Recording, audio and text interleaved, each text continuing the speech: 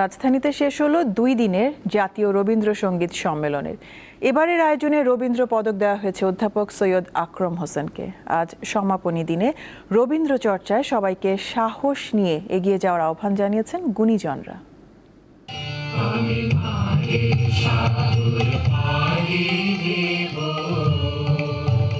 আমি মারের সাগর পাড়ি দেব ভীষণ ঝড়ের বায়ে, আমার ভয় ভাঙা এই নায়ে। রবীন্দ্রনাথের বিখ্যাত এই গানের তালে তালে শনিবার বিকেলে শিল্পকলা একাডেমিতে রবীন্দ্রসঙ্গীত সম্মিলন পরিষদের 44তম বার্ষিক অধিবেশনের সমাপনী আয়োজনের সূচনা হয়। রবীন্দ্র পদক প্রদান করবে। এ সময় রবীন্দ্রসঙ্গীতে অবদানের জন্য সম্মাননা জানিয়ে পদক দেওয়া হয় সৈয়দ আকরম হোসেনকে। এরপর দেশের বিভিন্ন অঞ্চল থেকে প্রতিযোগিতায় অংশ নেওয়া বিজয়ীদের হাতে পুরস্কার তুলে দেওয়া হয়। সকল প্রতিকূলতার মধ্যেও রবীন্দ্র তথা সংস্কৃতি চর্চার প্রতি জোর দেন গুণীজনরা।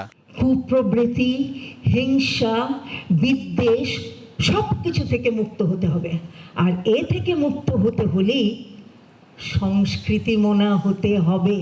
যে সকলে মিলে আমরা যেই পথটা সামনে দেখতে পাচ্ছি, যেই পথে চলার প্রত্যয় ব্যক্ত করেছি, সেটা শিল্পকে, সংস্কৃতিকে, বিশেষভাবে সঙ্গীতকে সমাজে আরও ব্যাপ্ত করে দেওয়া, আরও ছড়িয়ে দেওয়া।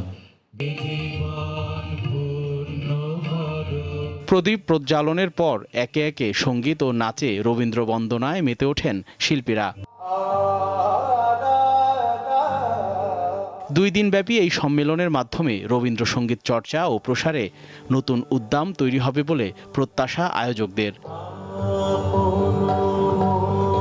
জহিরুল মোহসান, দীপ্ত সংবাদ, ঢাকা।